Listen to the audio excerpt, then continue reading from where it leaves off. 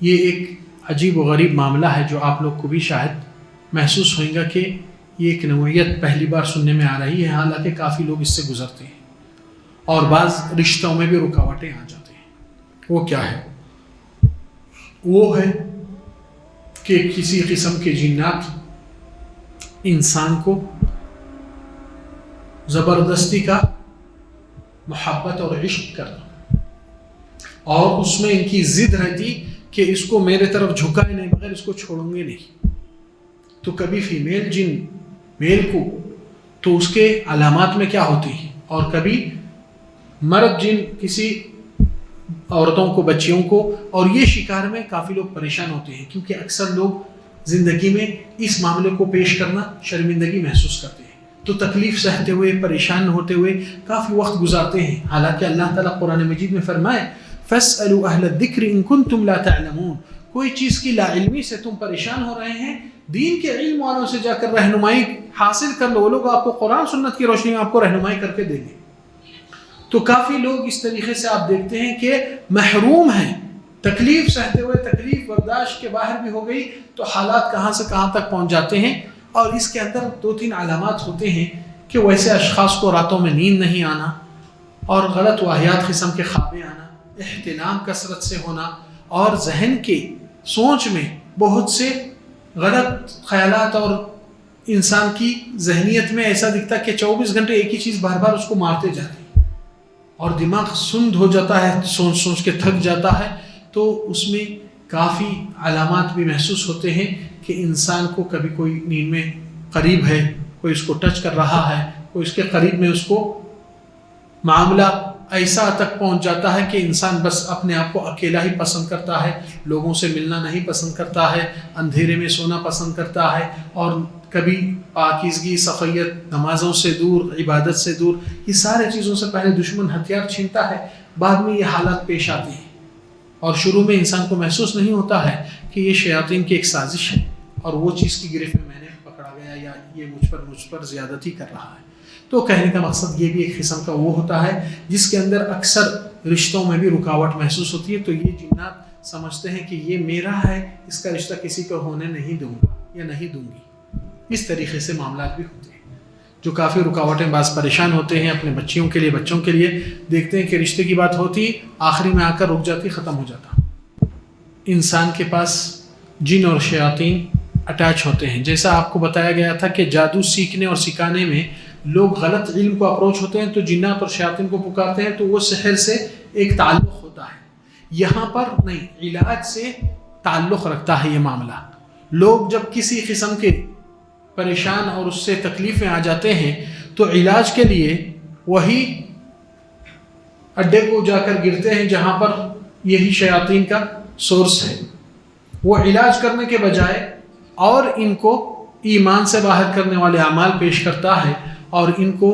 کچھ اذکار، کچھ ایسے الفاظ اور کچھ ایسے دعائیں جو اللہ کے سوا غیروں سے مدد مانگو، شیاطین کو دعوت دو، اپنے گھر میں لا کر رکھو، مختلف شرکیہ چیزیں جو ان کو مقام دینے کے لیے شیاطین کو اپنے قریب، اور غلط علم کے علاج جو اللہ تعالیٰ اس کی اجازت نہیں دیا، رسول اللہ صلی اللہ علیہ وسلم اس کا طریقہ نہیں بتائے، تو یہ غلط علاج کے شکار میں جا کر شیاطین کی گرفت میں اور پڑ جاتے ہیں۔ وہاں پر جب صحیح علاج کے پاس پہنچتا ہے تو وہ شیاطین اس بات کی قبولیت دیتے ہیں کہ ہم نے نہیں آیا، یہ لوگ ہم کو بلایا، یہ لوگ نے ہم کو یہاں رکھ دیا، وہ فلان بابا تعویذ دیے، تعویذ اتاریں گے تو تمہاری طبیعت خراب ہوں گی۔ تو اللہ کہاں ہے؟ اللہ پہ توکل ہی ختم ہو چکا ہے، اور وہ تعویذ کے اوپر اتنا اعتقاد، بھروسہ جب ہم کھول کر بتاتے ہیں تو اس کو خود ہنسی اور رونا بھی آ جاتا ہے، پریشان ہو کر کہتا ہے شیخ صاحب ہم ایسا نہیں سوچے تھے کہ انہوں اللہ والے اتنے بڑے مدرسے کے عالم دین ہیں اور انہوں فلان کرتے مطلب اس سے کوئی، نبی صلی اللہ علیہ وسلم جب بول دیے ہیں من وضع تمیمۃ فقد اشرک، جو گویا کہ کوئی شخص کسی تعویذ پہ بھروسہ کیا گویا کہ اس نے شرک کیا، اور جس نے شرک کیا اللہ تعالیٰ ویسوں کی ساتھ نہیں دیتا ہے، کیونکہ اللہ کے ساتھ بغاوت کیسا کرتے ہیں آپ؟ شیاطین کی خواہش اور پسندیدہ چیز ہے کہ آپ سے شرک سرزد ہو تاکہ آپ جہنم کے پارٹنر بن جائیں، وہی کافی ہو۔ تو آپ صلی اللہ علیہ وسلم کے پاس تو بلکہ اس سے زیادہ ادنا بھی چیز ہے، آپ صلی اللہ علیہ وسلم کے پاس ایک صحابی آتے ہیں، اس کے گلے میں صرف کالی ڈوری ہے، ابھی تعویذ واویز پوری نہیں بنی، صرف کالی ڈوری۔ تو آپ صلی اللہ علیہ وسلم پوچھتے ہیں ما ہذا، کس بات سے آپ اس چیز کو پہنے ہیں؟ قال من الواہن یا رسول اللہ، اللہ کے نبی میری حالت بالکل کمزور ہو چکی تھی، میں تو بے دم ہو چکا تھا، اس لیے وہ ڈوری ڈال دیا تاکہ وہ کچھ نظر سے بچائے یا کچھ چیز مجھے. تو آپ صلی اللہ علیہ وسلم اس کو تو کیا ساری امت کو بھی حکم سنا دیا. آپ صلی اللہ علیہ وسلم فرمائے انزعها فإنها لا تزيدك إلا وهنا، اسے نکال دے نہیں تو تیری کمزوری اور مجبوری اور بڑھتے جائے گی، اضافہ ہوگا. وَإِن مِتَّ وَهِيَ عَلَيْكَ، اور اگر اس حالت میں تجھے موت آ جائے، ما افلحت، اللہ کے پاس کامیاب نہیں ہو سکتا. کیونکہ بھروسہ ایک عبادت ہے اور وہ صرف اور صرف اللہ رب العزت کی ہو سکتی، کسی اور کی نہیں. اور آج وہی عبادت کو لوٹنے کے لیے، شیاطین کو آپ کے پاس انٹری مارنے کے لیے، یہ جو غلط جگہوں پہ آپ جاتے ہیں اور علاج غلط دیا جاتا، وہاں سے آپ سوچئے کہ نارمل دواخانے میں آپ جائیں گے، ڈاکٹر آپ کے پیٹ کے درد کو صحیح ڈائگنوس نہیں کیا اور آپ کو بولا بھائی آپ کو السر ہے، جبکہ آپ کو اپینڈکس تھا. اپینڈکس پھوٹتے ہی انسان زہری جسم میں پھیل کر انتقال کر دیتا. چھوٹی سی مسٹیک نہیں تھی،